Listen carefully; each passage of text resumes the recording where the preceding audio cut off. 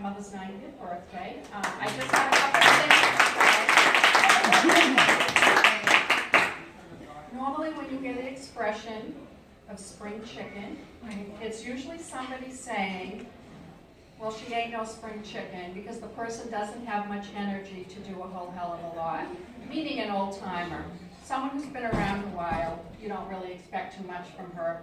But in my mother's case, we turn that expression upside down, because she demonstrates all the life and vitality of a spring chicken in so many ways.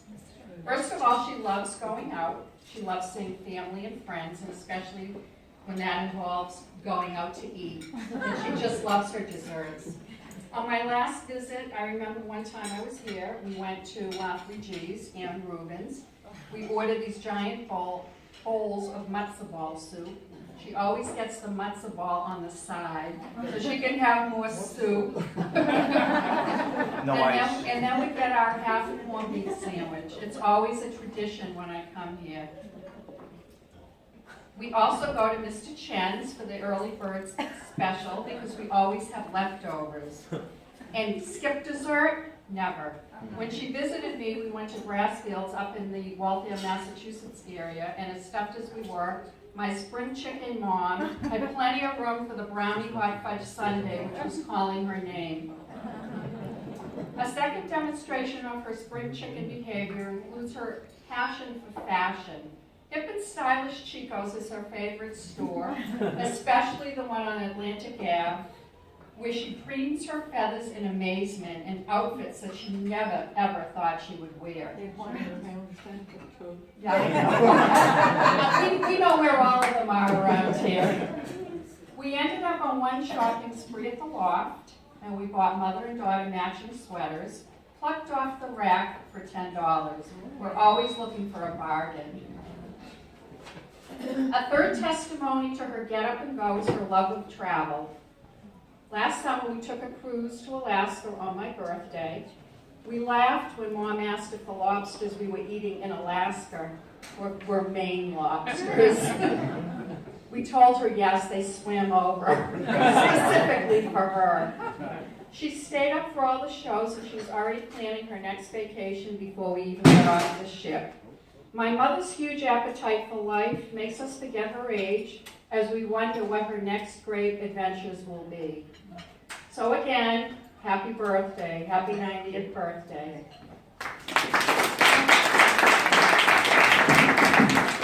And now, I'd like to introduce my brother Howard. That would be your older brother, right? Yeah. Okay, thank you, Debbie. Oh, I need my glasses for this. Hi. Okay, Ma, as we call her, Ma said she wanted something humorous, which is perfect for me, because as many of you know, I'm just a regular comedy machine. That was fun. And Ma, I can't promise to make you laugh, but I do promise you this, that everything that I say will be straight from the heart and filled with the love that I have for you.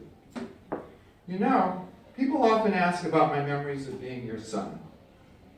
Well, one moment I'll always remember is the time that Debbie and I were out walking in the woods. I was terrified of dogs, and one started barking at me, and just wouldn't stop. I was screaming in fear. Now, mind you, I was 2 years old at the time. Debbie couldn't get me to budge, completely frozen in my tracks.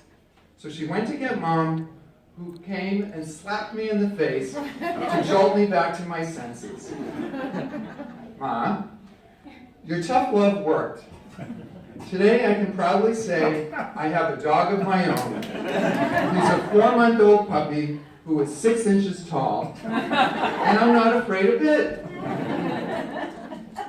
Now, if you're lucky enough to have Hilda as your mother, you never run out of memories that always make you smile. Like the incredible birthday cake she made for me when I was little. It was a rich chocolate cake, 5 or 6 layers, with green icing that I'll never forget. Mom, some might say about you as a cook that the main course isn't your forte, but this I know for sure. Nobody tops you when it comes to amazing desserts. I'll remember that cake of yours for the rest of my life. But of course, as everyone knows, my mother is more than just a great baker. If you've only just met her, you might think she's reserved and sweet. And she is. Very sweet. Genuinely. But what you don't get at first is her strength. I remember growing up hearing stories about Mom at work, like the way she had the courage to stand up to bosses abusing their power on behalf of everyone else that she worked with. They didn't have the guts to speak up like Hilda, but they sure appreciated her. She's a woman of many talents. She's an ace at playing Scrabble, for example. I warn you right now, don't bet your money on that game. If you're up against Hilda, you're going to lose. If Mom could have paid in life with her Scrabble scores instead of money, she would own half of Florida by now. She's even a wonderful dancer. Do you remember when I was little, you taught me the cha-cha? Yeah. So you know what else you taught me? 1, 2, cha-cha-cha. 1, 2, cha-cha-cha. And my mother has always been very glamorous to us. It's totally from her that I get my sense of fashion and style. Mom also has a built-in radar for bargains. No one can find deals like my mother. She aced the art of the deal long before you know who. But I got the ultimate bargain in Hilda as my mother. There are so many ways she inspires me.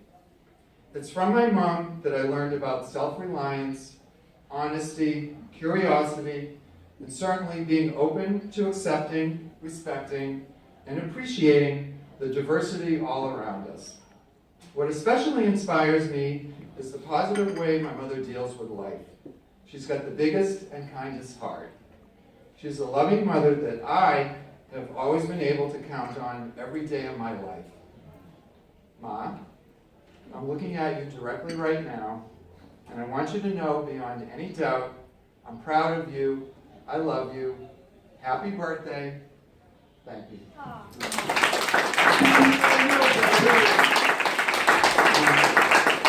Jonathan? This is our cousin Jonathan. I probably should not be using the mic.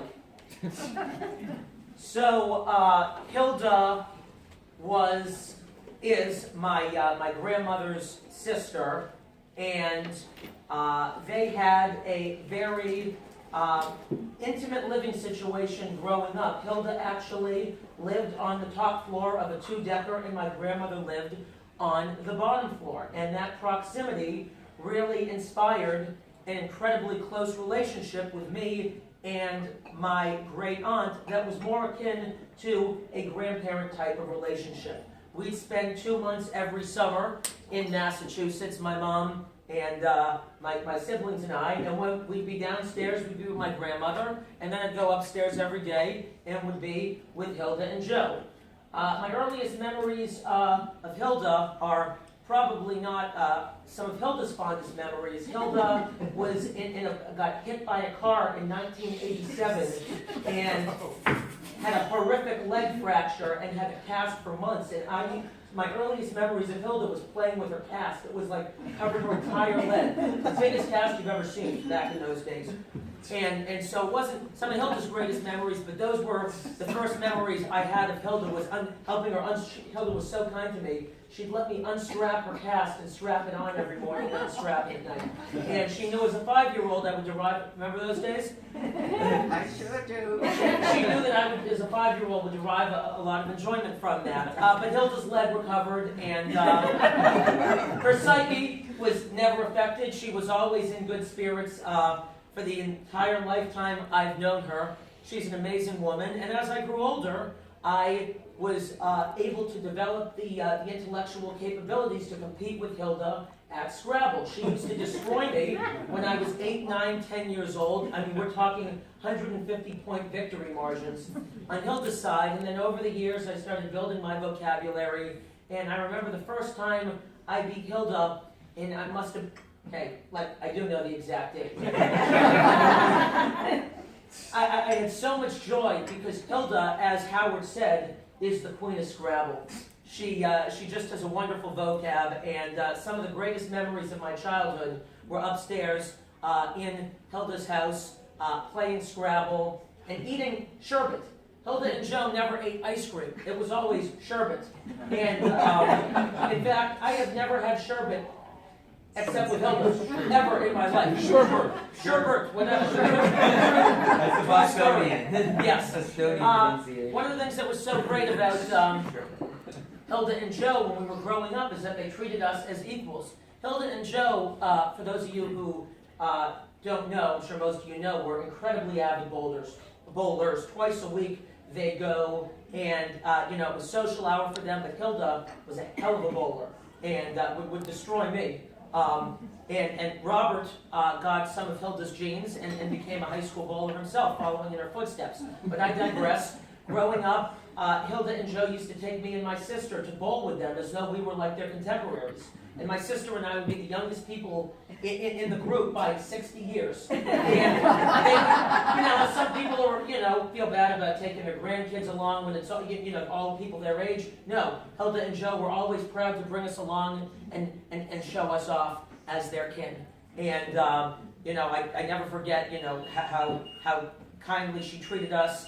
She would always bake, echoing Howard's point, great at desserts. To this day, she bakes me Munn cookies and mint-flavored brownies. They're sensational. And I freeze them, and I have them for 3 months after she makes them. It's a terrific thing. But she is a skilled baker and just an all-around great person. In the spring of 2012, my Jewish music group was putting together a professional video, and on a moment's notice, Hilda was able to get me scheduled at the Lakes of Delray, some event there, with the event coordinator, and Hilda is actually in my Jewish music video with her friends. So she has been a part of every aspect of my life, every Rosh Hashanah, every Passover. Hilda occupies a very important and special seat at our table. She's a cherished member of the family, and she is truly the closest thing I have to a third grandparent. Hilda, I wish you another 30 years of health, happiness, and prosperity, and it is a privilege having you in our family. Thank you.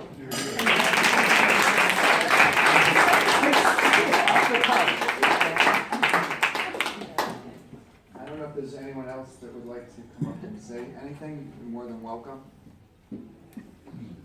How can you top that? You can't follow that. How can you follow that? That's it. Okay, and then I guess we'll commence with dessert. More dessert. What is it? More. More dessert. Mint chocolate